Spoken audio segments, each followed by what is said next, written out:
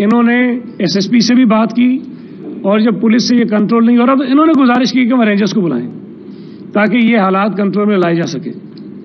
ہم نے یہ ساری چیزیں کی ہیں. میں آپ کو صرف کچھ چیزیں یاد کرانا چاہتا ہوں کہ میں پچھلے کئی دنوں سے 3-4 پریس کانفرنسز کی میں نے، اس میں نے بات کی. اس کے علاوہ اگر کہیں کوئی میڈیا کے دوست نے بات کی وہاں اس بات کی نشاندہی کی کہ مصطفیٰ کمال کھلے عام یہ دھمکیاں دے رہا ہے کہ ہم لڑنے جھگڑنے میں ہم سے کوئی چیمپئن نہیں ہے، ہمارا 40 سال کا ریکارڈ دیکھ لو، یہ کام ہم سب سے اچھا کرتے ہیں. اور بہت قسم کی تھریٹس دھمکیاں اس نے مچائیں. اور اس کا جو رویہ تھا، اس کا جو انداز تھا، میں نے بار بار یہ کہا کہ اس کو روکیں. یہ شہر کے اندر افراتفری چاہتے ہیں اس لیے کہ MQM کی جو صورتحال ہے شہر کے اندر وہ بہت خراب ہے. ان کو یقین ہے کہ اگر الیکشن ٹھیک ہو گئے تو یہ ایک نشست نہیں جی سکیں گے، لہذا یہ چاہتے ہیں کہ شہر کا امن و امان خراب ہو، یہاں لوگ خوفزدہ ہوں، ٹرن آؤٹ نہ ہو تاکہ پولنگ اسٹیشن ان کے لیے آزاد ہو جائے، یا گھس کے جو بدماشی ان کو کرنی ہے وہ کریں. اپنا روایتی جو طریقہ MQM کا تھا اس کو دوبارہ ریوائیو کرنے کی طرف جا رہا ہے. ابھی آج صبح انہوں نے ایک پریس کانفرنس کی، اس میں جس قسم کا لب و لہجہ استعمال کیا، اور بڑی حیرت کی بات ہے کہ پاکستان پیپلز پارٹی کے اوپر یہ الزام لگانے کی کوشش کی کہ ہم جو ہیں خدا نخواستہ راہ کے ایجنٹ ہیں اور MQM جو ہے وہ فرشتہ ہے. میں یہاں صرف ایک ویڈیو ہے بہت چھوٹی سی، میں چاہوں گا کہ آپ اس کو سنیں بھی اور اس کو دکھائیں بھی کہ مصطفیٰ کمال صاحب کیا فرما رہے ہیں، تو اس کے بعد میں اگلی بات کرتا ہوں. MQM پاکستان کے سربراہ خالد مقبول صدیقی صاحب ہیں جو سن 2000 میں انڈیا گئے الطاف حسین کی انسٹرکشنز پر، اور وہاں پہ رو کے ساتھ بیٹھ کر وہاں انڈیا میں وہاں کی میڈیا کے سامنے انہوں نے پاکستان کے خلاف بات کی اور اپنا پاسپورٹ، پاکستانی پاسپورٹ پھاڑ دیا.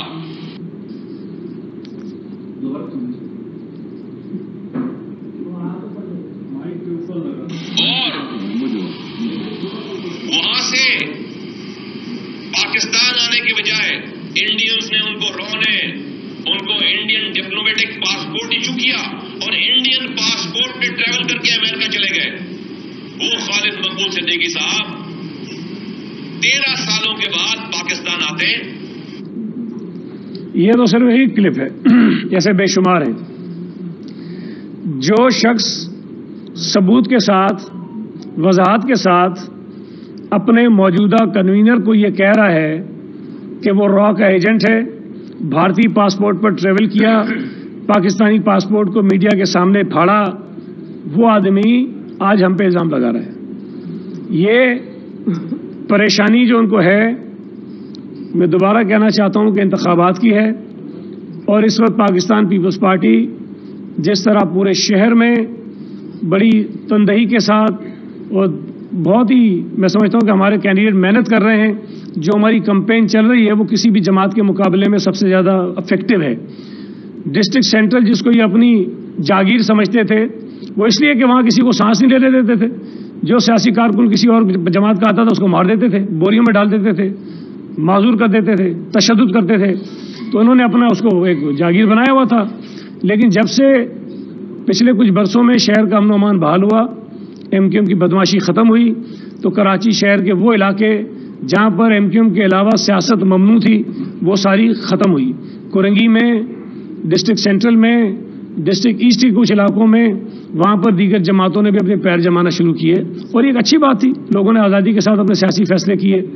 لیکن اب چونکہ انہیں یہ یقین ہے کہ صورتحال ان کے لیے اچھی نہیں ہے، یہ دوبارہ سے الطاف حسین والی MQM کو بحال کرنا چاہتے ہیں کہ لوگوں کو خوفزدہ کریں، ماریں، پیٹیں، دہشت پھیلائیں، اور اس کے بعد وہ الیکشن کے اندر جس طرح کا کام کرنا چاہتے ہیں وہ کریں.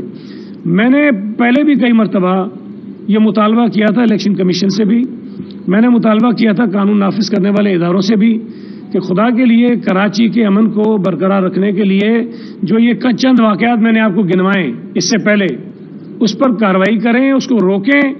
اگر آپ نہیں روکیں گے ان کو شے ملے گی اور یہ اپنی روایتی دہشت گردی کے اوپر اتر آئیں گے، اور یہ چاہیں گے کہ شہر کے اندر پھر اس طرح سے لوگوں کی جانیں جائیں اور سب کچھ. میں ایک مطالبہ کرنا چاہتا ہوں جو الزامات ہم پہ لگائے گئے کہ نگراں حکومت اس کل کے واقعے کی عدالتی تحقیقات کرائے ہائی کورٹ کے جج سے.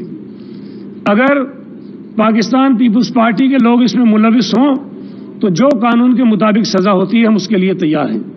لیکن ہمیں یقین ہے چونکہ ہم اس کے ذمہ دار نہیں ہیں, یہ واقعہ کیا گیا ہے, ہم پہ تھوپا جا رہا ہے, لہذا میرے کہنے سے, مصطفیٰ کمال کے کہنے سے کوئی چیز نہ ہونی چاہیے. عدالتی تحقیقات ہوں, تمام جو شواہد ہیں اس کا مشاہدہ کیا جائے, جو ویڈیوز ہیں ان کو دیکھا جائے, جو وٹنسز ہیں ان کو بلایا جائے اور اس کے بعد یہ فیصلہ ہو کہ کل کے اس واقعے کی ذمہ داری کس پر ہے. میں ذاتی طور پر تو یہ سمجھتا ہوں کہ اس پورے واقعے کی اور کراچی شہر میں جو امن و امان کی صورتحال خراب ہو رہی ہے اس کا اگر کوئی ذمہ دار ہے تو مصطفیٰ کمال ہے. اس کی پچھلی کئی آپ 15 دن کی 20 دن کی پریس کانفرنس اٹھائیں, اس کی تقاریر اٹھائیں, سوائے پیپلز پارٹی کو گالیاں دینے کے, دھمکیاں دینے کے وہ کوئی کام کر نہیں رہا. لہذا اگر ہمیں اس شہر میں امن قائم رکھنا ہے تو ہمیں کوئی سخت اقدامات اداروں کی طرف سے امیدیں کر لیں گے. ایک اور بڑی بات اس نے کی, اس نے کہا کہ مچھر کالونی میں 3 بندے ہمارے مار دیے اور ان کے چہروں پر برش مارے گئے. یہ آپ کو یاد ہوگا کہ جب یہ واقعہ ہوا فوری طور پر ایم کیو ایم کا رد عمل یہ آیا کہ قادر پٹیل کے لوگوں نے یہ کام کیا ہے اور پیپلز پارٹی نے کروایا ہے. لیکن جو آدمی پکڑا گیا اس کا پیپلز پارٹی سے تعلق نہیں تھا, وہ عوامی نیشنل پارٹی کا بندہ ہے. اس نے ایڈمٹ کیا کہ ہاں یہ میں نے بندے مارے ہیں, اس کے ثبوت موجود ہیں, گواہ موجود ہیں, اس کا اپنا بیان موجود ہے اور ان کا جھگڑا بھی کوئی زمینوں کا تھا اور سیاسی جھگڑا نہیں تھا. وہی کہانی آج دوبارہ مصطفیٰ کمال نے دہرائی ہے. سراب گھوٹ پہ ایک واقعہ ہوا تھا, انہوں نے کوئی ایک دفتر بنایا, وہاں پہ جھگڑا ہو گیا, اس میں بھی ایک آدمی مر گیا. جو آدمی وہاں مرا تھا اس کا ایم کیو ایم سے کوئی تعلق نہیں تھا, بلکہ اس کے لواحقین نے ایم کیو ایم کا جو سخت امیدوار ہے قومی اسمبلی کا, اس کے خلاف درخواست دی تھی کہ اس لیے قتل میں ملوث اس پہ ایف آئی آر کرو. خیر وہ آقا خیل ایک ہی ٹرائب تھا, ہمیں نہیں پتا انہوں نے آپس میں بیٹھ کے بعد میں کیا انڈرسٹینڈنگ کی, صلح ہو گئی, مجھے نہیں پتا. لیکن جو شخص انتقال کر گیا تھا اس کا تعلق پیپلز پارٹی سے بھی نہیں تھا. میں یہ بھی نہیں کہہ رہا ہوں کہ پیپلز پارٹی کا تھا, پیپلز پارٹی سے اس کا تعلق نہیں تھا. اگر ہوتا تو ہم کہیں جاتے, کوئی بیان دیتے, کوئی چیز کرتے. ہم نے تو بالکل اپنے آپ کو باہر رکھا اس لیے کہ ہمارا جھگڑے سے تعلق کوئی نہیں تھا.